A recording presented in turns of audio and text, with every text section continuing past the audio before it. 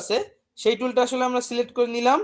তারপরে আমরা জাস্ট এইখান থেকে আমাদের যে জেমিনি লোগোটা এটাকে মার্ক করব। মার্ক হয়েছে না? দেখেন মার্ক হওয়ার পরে আমরা জাস্ট কি করব, এটা রাইট ক্লিক করব, এখানে একটা অপশন আছে ফিল, সে ফিলে ক্লিক করব। তারপরে এই যে প্যারামিটারগুলো এরকম করে নিব। আপনাদের প্রথমবার নাও করা থাকতে পারে, এখানে কন্টেন্ট অ্যাওয়ার্ড দিবেন, এখানে এটা টিক মার্ক করবেন, এটা মুড থাকবে নরমাল, অকুপেসিটি থাকবে 100। হ্যাঁ, তারপরে জাস্ট আপনি এনে ওকে দিয়ে দেন।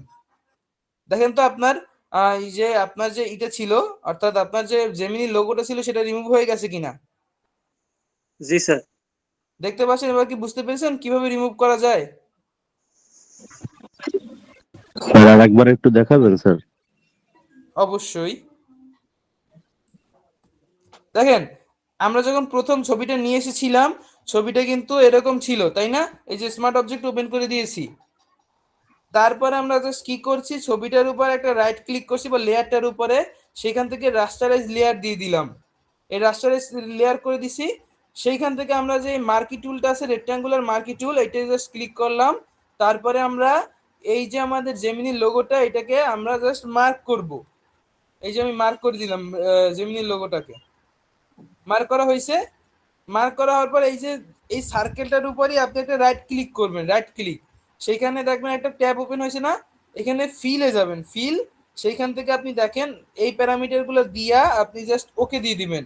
এখানে কন্টেন্ট অ্যাওয়ারের সাথে আরো অনেক কিছু আছে, আমরা কন্টেন্ট অ্যাওয়ারই রাখবো, ঠিক আছে? তারপর এটা টিক মার্ক থাকবে, এটা নর্মাল থাকবে, এখানে 100% থাকবে। তারপরে আমরা জাস্ট এখানে ওকে দিয়ে দেবো, আমাদের কিন্তু জেমিনি লোগোটা চলে যাবে। দেখছেন? স্যার হ্যাঁ বলেন।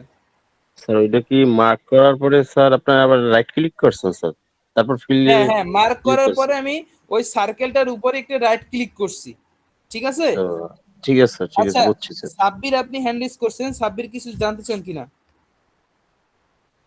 স্যার আমি বলতে চাই, আমি যদি এইটা ওখানে ওই এআই ইরেজার টুল দিয়ে করি তাহলে এটা সহজ হয় না? সেটাও আপনি করতে পারেন চাইলে, কিন্তু আপনার বুঝতে হবে এইটা কিন্তু আপনার একটা ইমেজ, সো এখানে কাস্টমাইজেশন করার অপশন খুবই কম। যদি শোনেন মেথড আরো হাজার হাজার ধরনের আছে, হ্যাঁ, কিন্তু যেটা দিয়ে আপনি ভালো বুঝবেন বা যেটা দিয়ে আপনি করতে অভ্যস্ত সেটা দিয়ে করবেন, কোনো সমস্যা নেই যদি আপনি ফলাফল ঠিক পান। আচ্ছা, সাইফুল হ্যান্ড রেজ করছেন, আশা করি আপনি আপনার উত্তরটা পাইছেন। জি সাইফুল, স্যার, আমার একটা প্রশ্ন আসছে স্যার, হইলে আমরা তো স্যার পিসি বা দেখা গেছে ল্যাপটপ দিয়ে স্যার ফটোশপ দিয়ে করতে পারবো, কিন্তু স্যার ফোন দিয়ে কিভাবে রিমুভ করবো স্যার? ফোন দিয়ে তো এখন অনেক সময় লাগে এইটা দেখা হচ্ছে গেছে। দেখেন ফটোশপ বা এইগুলো তো আপনি হাই এন্ড ডিভাইসের করতে পারবেন না। আর ফোন দিয়ে আপনি যদি সোশ্যাল মিডিয়া পোস্ট ডিজাইন করতে চান একান্তই, সেক্ষেত্রে আপনি, আমি যে অপশনটা সবচেয়ে ভালো দেখি ক্যানভা, এছাড়া কোনো অপশন নেই, ঠিক আছে?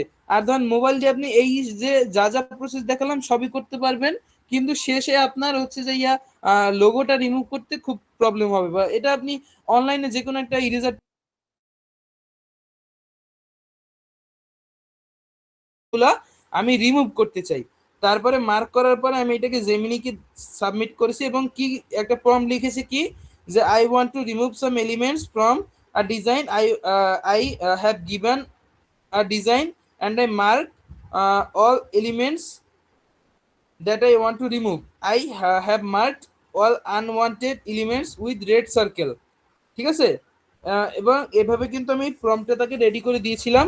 তারপর আমি আবার যেন সে ভালো মতো বুঝতে পারে সেজন্য আমি লিখেছি look the upper side and the lower side of the design.